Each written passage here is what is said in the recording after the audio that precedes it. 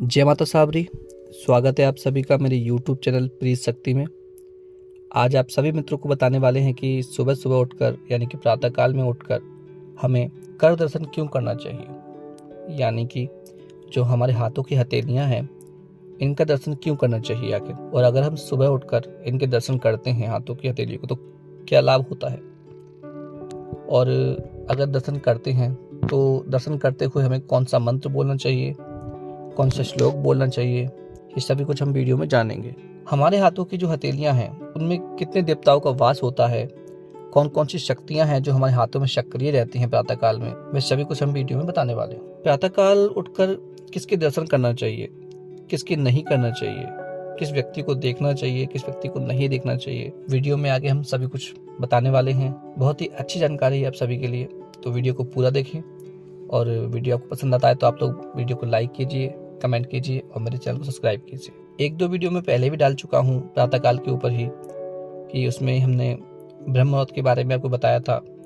ब्रह्म मुहूर्त में हम किन किन शक्तियों के संपर्क में आ सकते हैं, कौन कौन सी शक्तियाँ सक्रिय रहती हैं उस समय पे, और आपके मंत्र जाप करने से कौन कौन सी शक्ति आकर्षित होती है, सभी कुछ आपको बताया था। सुबह उठते ही किन योद्धाओं का नाम लेना चाहिए, किन धर्मात्माओं का नाम लेना चाहिए, स्मरण करना चाहिए, वह भी हम आपको पहले ही वीडियो में बता चुके हैं। आज का वीडियो जो है वो प्रातःकाल उठकर अपने हाथों को दर्शन करने के ऊपर मैं आपको बता रहा हूँ कि क्यों करना चाहिए।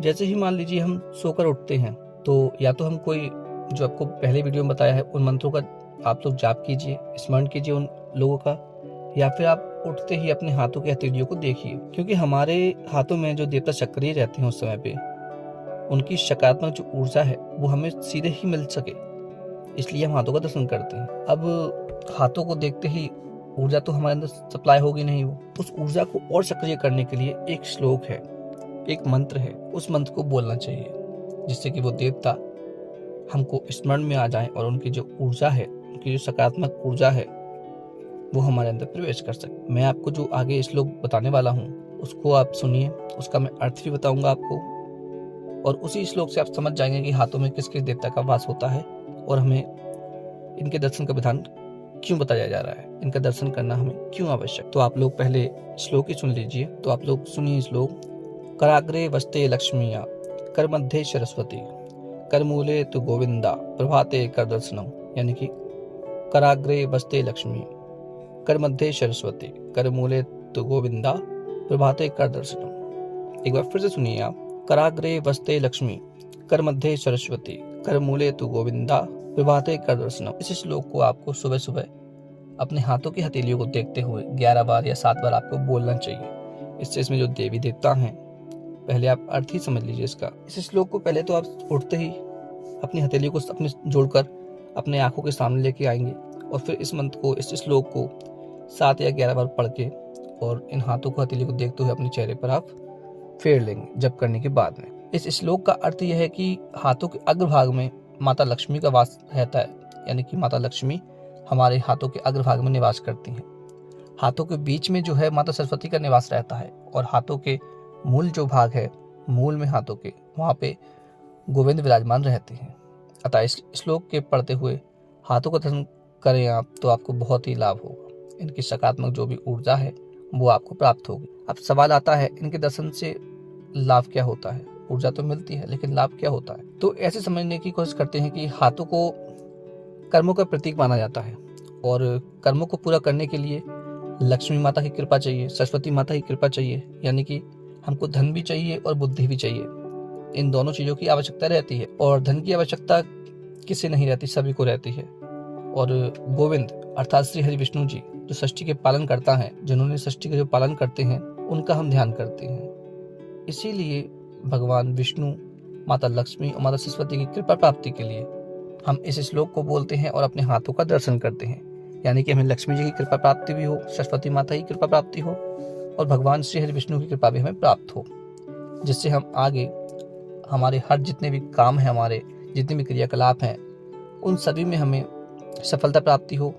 कोई भी हम काम करें तो उसमें सफलता प्राप्ति हो। हमें हर क्रिया को संपन्न करने के लिए ही कर दर्शन का विधान बताया गया है, यानी कि आप कोई भी क्रिया करते हैं उसमें कर दर्शन का बहुत महत्वपूर्ण स्थान बताया गया है। इस श्लोक के माध्यम से ये बताया गया है कि आपको हमेशा सब उठते ही अपने हाथों का दर्शन करके फिर अपने जो नित्य क्रियाएं हैं उनमें लग जाना चाहिए। यही इस श्लोक का संदेश है, क्योंकि भाग्य का निर्माण भी कर्मों पर ही आधारित रहता है और हाथों को यानी कि हाथों के द्वारा ही आदमी अपना भाग्य बनाता है, अपने कर्मों के द्वारा ही अपना भाग्य का निर्माण करता है। जो भी है अपने हाथों पर ही निर्भर है, क्योंकि हाथों से ही हम अपने कर्म करते हैं। अब एक अलग बात करते हैं, जैसे कि हमने शुरू में ही आपको बताया था कि किसको देखना चाहिए किसको नहीं देखना चाहिए। कई बार आपने सुना होगा कि पता नहीं किसका मुंह देख लिया मैंने सुबह से, दिन मेरा पूरा खराब हो गया, या मेरा दिन आज खराब ही बन गया।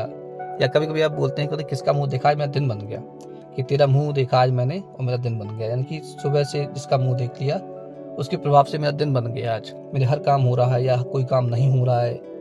कई बार हम लोग बोलते हैं, आप नहीं बोला, कई बार बोला हुआ, लेकिन क्यों बोलते हैं? कुछ लोगों की जो ऑरा पावर है, जो उनकी एनर्जी है, वो इतनी नकारात्मक होती है, नेगेटिव होती है कि उसके संपर्क में जो भी व्यक्ति आता है वो उसके कामों को प्रभावित करने लगता है। किसी का जो आभा मंडल होता है वो इतना दूषित होता है कि अगर कोई नॉर्मल व्यक्ति अगर उसके चेहरे को देखता है या उसके संपर्क में आता है तो जो उसका दूषित आभा मंडल है वो सामने वाले के आभा मंडल को प्रभावित कर देता है, यानी कि उसकी ऑरा पावर को दूषित कर देता है।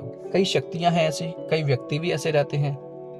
तो कहने का तात्पर्य यह है कि जब भी आप सुबह उठें, नित्य क्रियाओं के बाद आप या तो किसी देव मंदिर चले जाइए, उनका दर्शन कीजिए, या कोई साधु संत हैं उनका आशीर्वाद लीजिए, या किसी भगवान की आप पूजा करते हैं तो सीधे वहां जाइए। क्योंकि अगर आप किसी ऐसे व्यक्ति से टकरा गए, ऐसे व्यक्ति की दर्शन आपने कर लिए जिसमें नकारात्मकता भरी हुई है, तो आपका नुकसान ही होगा। और अगर आप किसी संत के ऑरा पावर के पास जाएंगे, यानी कि संत के संपर्क में आप आएंगे, तो आपका ऑरा पावर भी उससे दूषित नहीं होगा, बल्कि और शक्तिकृत हो जाएगा। भगवान के दर्शन करने जाते हैं तो उनकी सकारात्मक ऊर्जा आपको प्राप्त होती है, जिससे कि आपके हर काम बनते हैं और आप सुखी व संपन्न रहते हैं। अगर आपको जानकारी अच्छी लगी हो तो आप लोग वीडियो को लाइक कीजिए, और मिलते हैं अगली वीडियो में।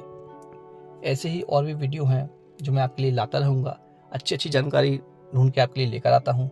आप लोग वीडियो को लाइक किया कीजिए और कमेंट भी किया कीजिए। चलो मिलते हैं अगली वीडियो में। जय माता साबरी।